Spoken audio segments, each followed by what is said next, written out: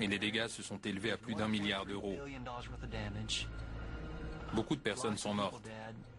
En voyant ça, je me suis demandé pourquoi on était toujours obligé d'avoir un rôle défensif dans ce type de combat. Pourquoi on ne pourrait pas attaquer?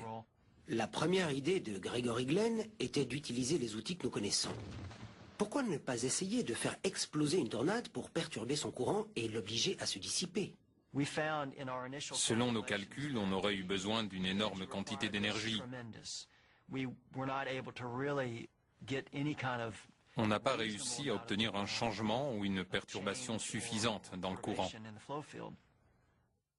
Gregory Glenn étudie le développement des tornades. Il découvre qu'un groupe de scientifiques croit fermement que l'énergie libérée par les éclairs est à l'origine de la formation de ces phénomènes. On pense qu'une tornade se développe grâce à l'énergie des éclairs. Notre théorie est donc la suivante. Si on peut empêcher ou interrompre cette étape juste avant que l'éclair ne déclenche la tornade, si on peut l'interrompre ou la ralentir d'une certaine façon, est-ce qu'on ne pourrait pas espérer stopper la formation de la tornade? Gregory Glenn pense qu'une injection massive de nanoparticules dans l'éclair intranuageux qui déclenche la tornade pourrait être la solution. Les particules choisies sont des cendres volantes, un dérivé peu coûteux de combustion industrielle. Contrairement aux substances d'ensemencement des nuages, l'objectif de ces isolants microscopiques n'est pas de provoquer la pluie. Ce qu'on essaie de faire, c'est de court-circuiter la phase finale de formation de la tornade. Pendant que les chercheurs de l'armée de l'air se concentrent sur les nanoparticules destinées à empêcher la formation des tornades, les scientifiques du monde entier travaillent sur ce qui pourrait bien devenir notre plus grand défi climatique, le réchauffement de la planète.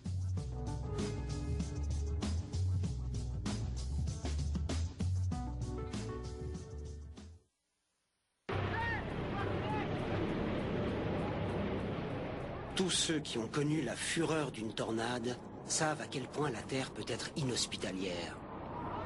Et selon les météorologues, la situation pourrait empirer. Rien que dans l'État de l'Oklahoma, les chiffres dévoilent une augmentation de plus de 400% du nombre de tornades depuis le milieu des années 40. Pour beaucoup d'entre eux, ce sont des signes du réchauffement climatique. C'est aujourd'hui un consensus mondial. Le réchauffement de la planète met en danger la vie sur Terre. Pourtant, il y a un siècle, des scientifiques considéraient ce phénomène comme un outil constructif. Des gens pensaient qu'on exploitait le charbon pour réchauffer le climat, on l'extrayait pour le brûler à la surface.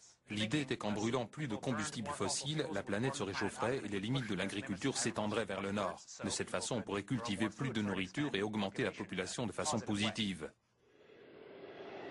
Mais l'idée de transformer l'Arctique en jardin en brûlant du combustible fossile a rapidement été abandonnée.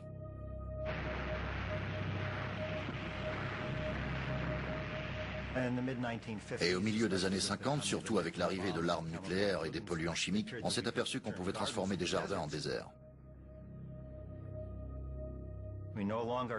On n'était plus dans notre jardin en train de combattre les dangers de la nature.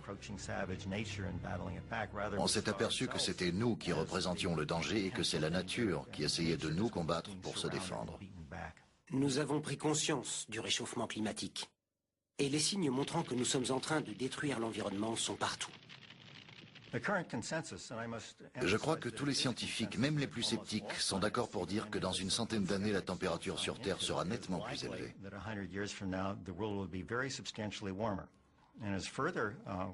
Mais ils sont tous aussi d'accord pour dire que ce réchauffement ne sera pas continu. Sur les 100 années à venir, il devrait y avoir des écarts. Au cours du prochain siècle, le plus grand défi de l'homme sera de contrôler et de réparer les dégâts qu'il aura causés à l'environnement. De nombreux projets de géo-ingénierie sont déjà en cours.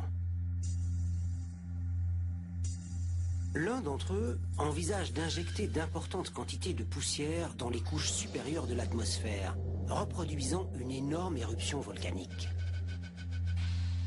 Lorsqu'un volcan entre en éruption, il inonde l'atmosphère avec des particules de cendres. Ces particules renvoient les rayons du soleil dans l'espace et les empêchent d'atteindre le sol, provoquant un rapide refroidissement de la planète. La Terre s'est considérablement refroidie 1 an après l'éruption du Pinatubo. C'était quelque chose d'évident. Et depuis le milieu des années 60, on se dit qu'on pourrait peut-être ajouter artificiellement de la poussière dans la stratosphère et rafraîchir la planète. Ce n'est peut-être pas une solution contre le réchauffement climatique, mais ça prouve qu'on développe régulièrement et facilement des techniques pour manipuler le climat de notre planète. Ces mêmes résultats pourraient être obtenus en contrôlant la composition et la localisation des traînées de condensation laissées par les avions. Et il existe des techniques bien plus étonnantes encore. L'une d'entre elles consiste à fertiliser l'océan avec du fer. Cela engendrerait une prolifération du phytoplancton qui consommerait notre surplus de dioxyde de carbone en l'attirant vers les profondeurs, prévenant ainsi le réchauffement climatique. En gros, ça veut dire donne-moi un cargo rempli d'oxyde de fer et je te ramènerai à l'âge de glace. Donne-moi un cargo rempli d'oxyde de fer et je te ramènerai à l'âge de glace.